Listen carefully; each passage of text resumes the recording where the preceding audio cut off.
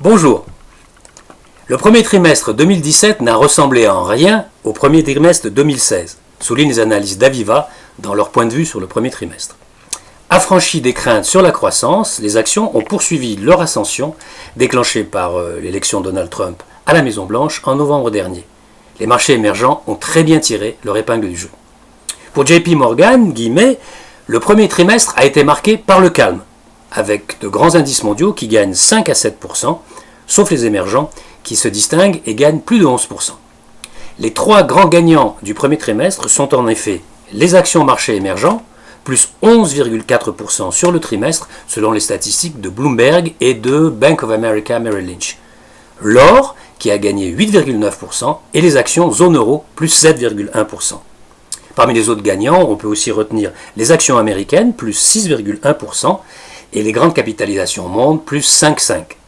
Côté baisse, les trois grands perdants du premier trimestre sont le pétrole WTI qui a perdu 5,8%, je vous en avais parlé il y a quelques temps, les obligations euro indexées sur l'inflation, on ne croit pas vraiment à la reprise de l'inflation, moins 2,7% sur le trimestre, et les obligations d'État italiennes, moins 2%. Parmi les autres perdants du trimestre, on peut noter d'autres obligations, ce qui est assez logique à cause de taux qui restent très bas, mais également le dollar américain, vous vous souvenez, je vous en avais parlé là aussi il y a quelques semaines, moins 1,3%.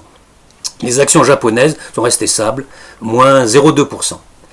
Côté indice, les actions françaises se sont bien comportées malgré les incertitudes liées aux élections présidentielles en France, puisque le CAC gagne 5,5% sur le premier trimestre. Je vous rappelle qu'il en avait perdu 4,5% au premier trimestre 2016, donc il y a un an, alors que le S&P américain ne gagne que 4,4% et le MSCI World gagne, lui, 4,9%.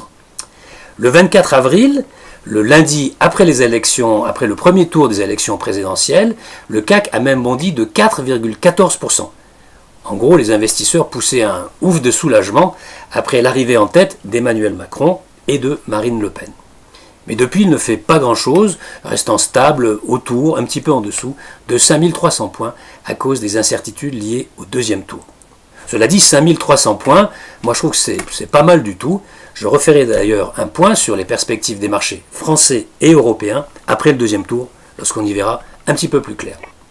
Plus globalement, pour le futur, Fidelity estime que l'expansion mondiale devrait compenser les incertitudes politiques, ce qui constitue une toile de fond favorable, positive, pour la plupart des classes d'actifs. JP Morgan, dont je vous ai déjà parlé, recommande pour sa part discipline et diversification, ce qui me paraît assez logique dans un environnement où il y a certains éléments d'incertitude. Car si les marchés émergents ont de bonnes chances de continuer à bénéficier du Trump Trade, c'est-à-dire de la dynamique de la reflation, l'or pourrait paraître, à mon avis, un petit peu moins attrayante dans un climat moins anxiogène, alors que les incertitudes populistes ont été écartées dans divers pays d'Europe. Alors que les actions européennes pourraient continuer leur ascension, en particulier en France, une fois affranchies des incertitudes électorales, présidentielles, puis législatives. Alors, à bientôt pour de nouvelles news du chalet, et d'ici là, je vous souhaite de bons trading.